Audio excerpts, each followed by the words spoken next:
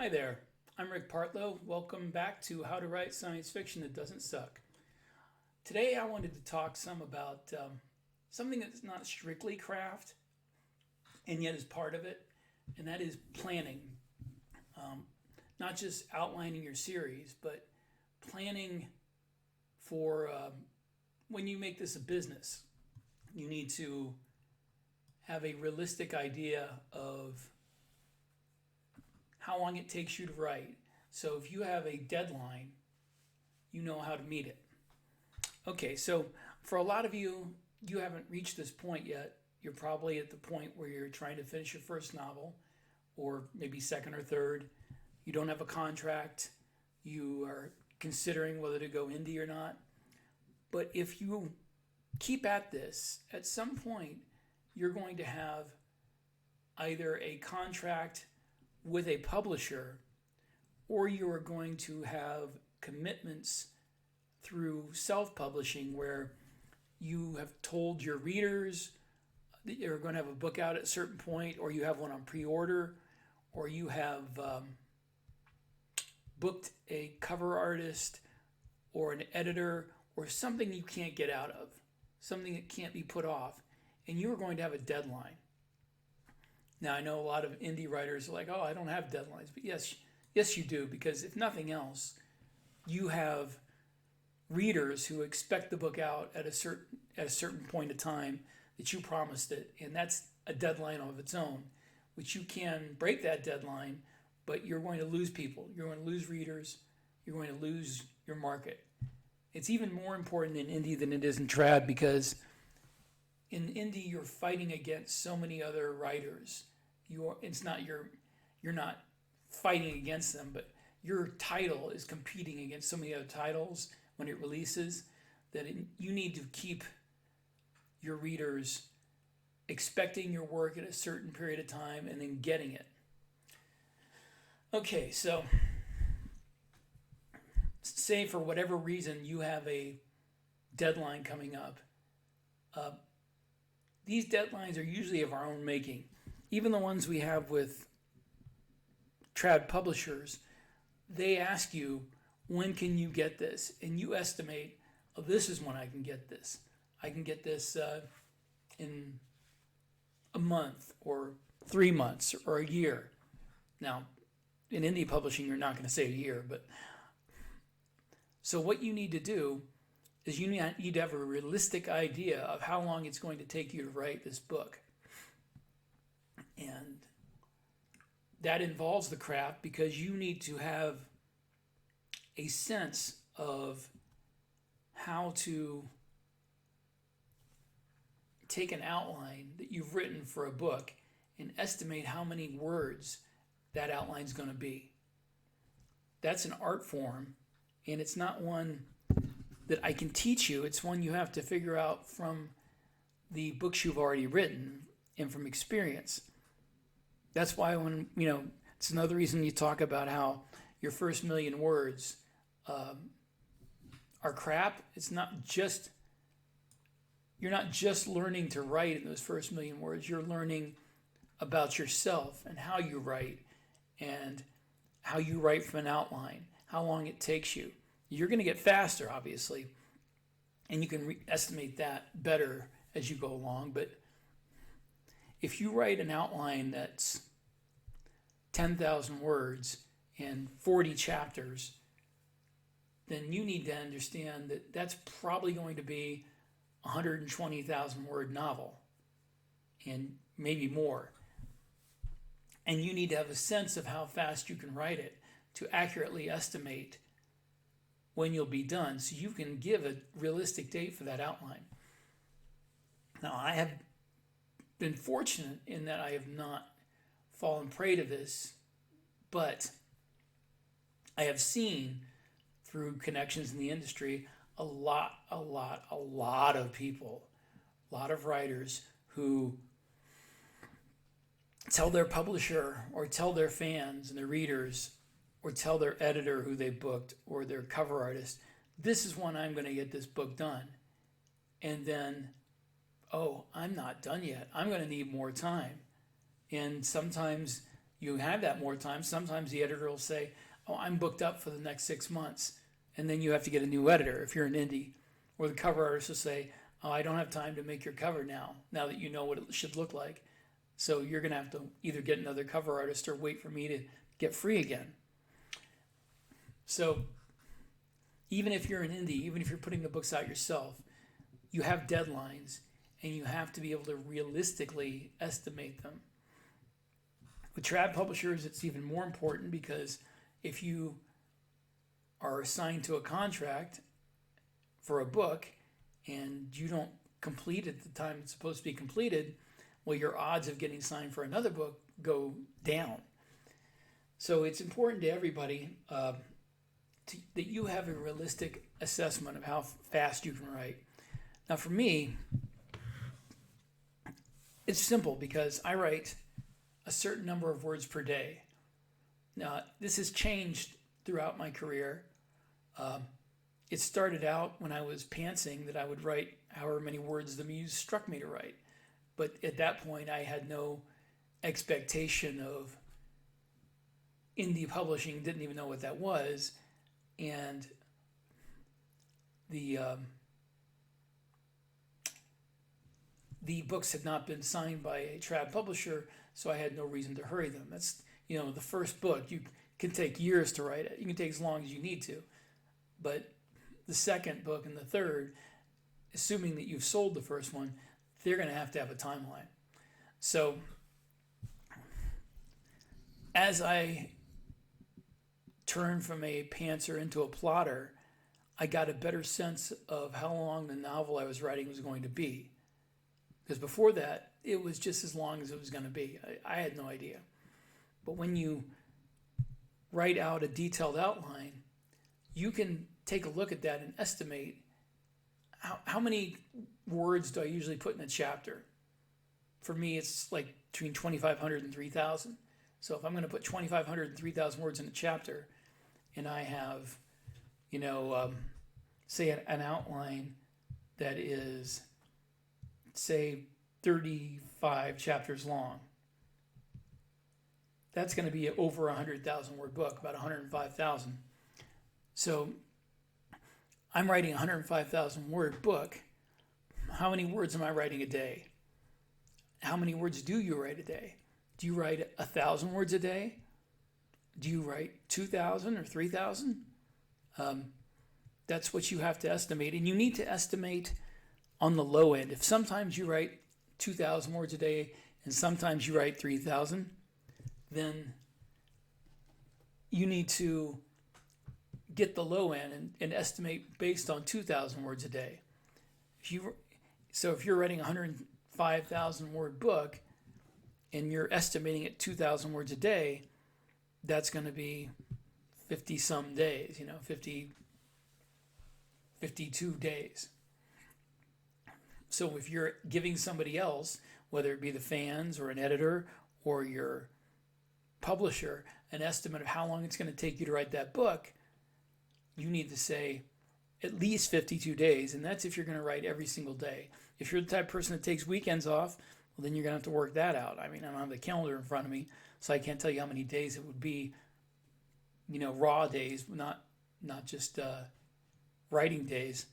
But if you estimate that you're only going to write 5 days a week, and it takes 52 days for you to write this book of actual writing, well, then it's going to be more like, 2.5 months.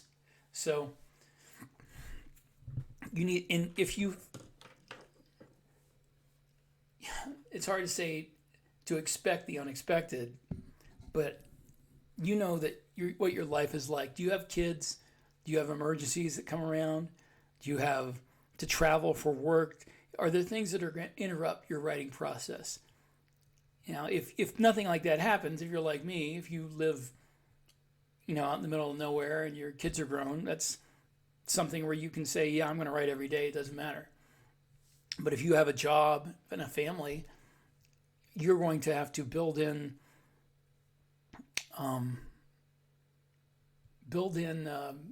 I don't say rest days, but off days where you're not going to be able to work. So if you need 52 writing days, and you say you take the weekends off, so it's going to be 65 days, then you might run into emergencies or things where you have to do house repairs or you have to be driving all day. You're going to have to take those days off. You're going to have to add more days to it. So maybe 2.5 months turns into 3 months. Maybe 3.5 months. You know better than me, but you need to take that stuff into account when you plan your releases, when you plan to turn your book over to a professional editor who you have to prepay, when you have to speak to a cover designer. And of course you can get your cover done before the book is done if you have an idea of what's going to be in it. But sometimes, there are times when you come up with a scene like at the end of the book that's not in your outline, but it is epic and awesome and should be on the cover. So it's up to you whether you want to take the chance of commissioning cover art before you come up with all your cool scenes. So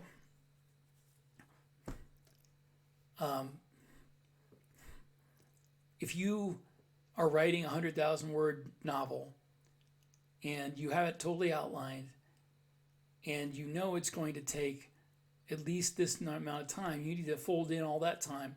And that is just if you are like me and you only write one real draft. Well, the outline and then a draft, and then you clean that draft up. If you are the type of person that has to write 3 or 4 drafts, well, then you're going to have to work that into your estimate as well. So say a 100,000 word novel is going to take you 52 days to write the first draft. Say you just write the whole thing through, so make it simple. 52 days to write the first draft, but then you're like, well, it's going to take me 30 days to write the second draft, and then maybe 30 more days to write the third draft. Well, you're going to have to add all that in. It's going to be, 4 months by the time you're done with it. So however many drafts you usually make, you're going to take that into account. And if by some miracle you don't have to write as many drafts as you thought, maybe you're getting better. Maybe you have gotten to the point in your career where you're only going to need 2 drafts instead of 3, and you get done early. Well, that's gravy. You can relax. You can work on the next book. But never, I'm going to tell you this, as somebody who has done this and paid the price, never underestimate. Always overestimate. And when I say I paid the price, I don't turn books in late for the most part, maybe by 2 or 3 days, but I pay the price in staying up until 2 a.m. getting the words done because I underestimated how much stuff was going to pop up and how much time I was going to lose. But when you tell your publisher this book's going to be done at the end of the month, and the end of the month's coming, and you don't have enough words down, you have to stay up and write those words until you're exhausted and can't write anymore. That's not an ideal situation. Your ideal situation is to make a realistic estimate of how many words you need to write and just get the thing done. Get the thing done in a realistic amount of time. So that's the other point. Don't be afraid to make a longer estimate than you need to. Like I said, always overestimate, never underestimate when you're promising other people when you'll deliver your book, because you can't be sure that life won't get in the way. I know a friend of mine right now who has a book due that he has had one thing after another pop up: family illnesses, car trouble, moving. It's almost impossible to write while you're moving. I know I did it when I moved out here to Wyoming, and I had to stop writing basically for 2 weeks. I couldn't hardly write anything because by the end of the day, packing up the house, I was exhausted. So you're not Superman, and I pump out words like very few people I know, and yet I can't write while I'm moving. I can't. It's not going to happen. If I'm on a trip to Yellowstone in spring, I'm taking photographs, of animals. I'm out driving from 4:30 in the morning until 8:30 at night, and I come back in and eat dinner and then flop in the bed and just fall asleep exhausted.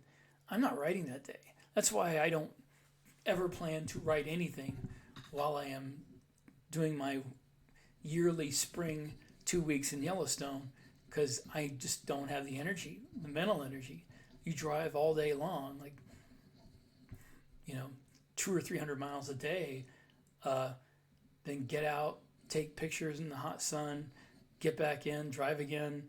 You don't have the mental energy to write after that. Sometimes I can come up with an outline, a couple hundred words a day of an outline. That's about it. So have a realistic idea of how many words a day you're going to write.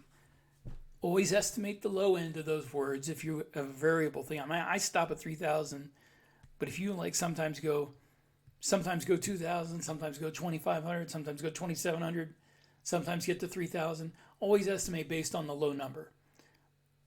And always build in fudge factor. Okay, so that's the reasons and the methods to realistically estimate your time to finish a book. Let's talk about why that's important and what situations it's important in. So when you're writing your first book to try to get published, as I said, that's not as important because for the most part, the publisher's not going to give you a contract until they read your book. If you're working with a small press writing in genre fiction, like particularly in science fiction, they're probably going to want 3 books before they publish. If it's a series, they'll want 3 books written before they publish, and it doesn't matter to them, for the most part, when you finish those books, because they're not going to do anything on them. They're not going to edit them. They're not going to make audiobooks, none of that, until they have the 3rd book in their hand. So that's not important to have a realistic idea when you'll finish at that point. But once you have some success, and I don't mean like Robert Jordan or G.R. Martin or that kind of success. I'm talking about if you got one contract and if it's a trad publisher, you've got your first book out, and they say, we want a 2nd book in this series. Or if you're an indie publisher, genre publishing, and you wrote your first 3 books for them, and they say, oh yeah, we want the book 4 now. We want books 4 through 6. There's enough demand for it that you need to write them. Well, then in that case, you have to give them a realistic estimate for the next book. Sometimes not just the next book, sometimes it's the next 3 books. And that's where it really gets complicated, because if your first book, if for trad publishing, or your first 3, say, for small press, e-publishers, if they're successful enough that they want more, you're not going to be able to do what you did the first time and just take, a year to write the first 3 books or a year to write the first book. You're going to have to promise them those books in a timely manner. And if it's trad pub, you may have more fudge factor. You may have more time. They'll say, well, we want your 2nd book by the end of the year because it's not getting published till next year. So you have months and months to write that book. Now that carries with it its own dangers, because you might get too comfortable with that and say, oh, I got a year to write the book. And then all of a sudden, no, I've got 3 months to write the book because I haven't done anything. But with indie publishing, small presses, you're not likely to have a year. They're more likely to say, we want book 3 in 2 months. We want all 3 books 4 through 6 in 9 months, something like that, or 8 months or 6 months. And you are going to have to come up with a realistic schedule. And at that point, it's not just you're making promises to the reader or to yourself. You're going to have to make promises to a business that controls your career. Which is why at this point, before that happens, when you are still learning your craft, it's important to figure out how long it takes you to write. So this is something that most people at this stage in their career don't look into very much, but you need to sit down and figure out, if you keeping track of the words you've written a day is very important. It's not just as a method of keeping yourself true to your art or your word. It's not just making sure you aren't lazy and that you're getting the words down. It's also so you can find out, what is my pace? How many words a day can I write comfortably without, burning myself out? So that when the time comes that you have had some success and you have to make promises about how long you're going to take to write a book, you have a realistic idea. And it's not that your next book couldn't be longer than your last one, or you can't change the lengths, but you need to have a basic idea of how many words per day you can write, a pace that you can keep up, something that's going to take into account all the emergencies that creep up in your life. You need to know how fast you can write a book, how many words per day you're going to get. If it's 100,000 word books, is it going to take you 3 months? Is it going to take you 2.5 months? Is it going to take you 6 months? You need to know how many drafts you're going to make. You need to have a realistic idea of how long from beginning to end, how long from the promise you make you're going to write the book until it's finished. Because at some point, if you have success in this industry, you're going to have to tell somebody, this is how long it's going to take me to write a book. And you're going to have to be right. I mean, you may come under that, but you cannot go over. And I'll tell you, writers do it all the time. And the people who do it consistently, who don't meet those deadlines, who go over those deadlines, they may be good writers, but in the end, the publisher is not going to trust them. The publisher is lining up marketing, and they're lining up editors, and they're lining up narrators. If you're somebody who never meets your deadlines, well, we're not going to line up the editor until we have the book in hand. And then it takes you longer to get that book published, which means it takes you longer to start making money from it. So if you want to make money and be a professional at this, you meet your deadlines, and that way the publisher will say, oh, I trust him to get me that book when he said he will, and I will have this narrator lined up and trust that he'll get it to me in time so that narrator can get the audiobook out at the same time as the ebook and the paperback. Or I have this editor lined up, and I trust that he's going to get me that book in time for that editor to meet their deadline. Get to the point where they have this book in front of them and can get it done, and then get on to the next one that they have a contract for.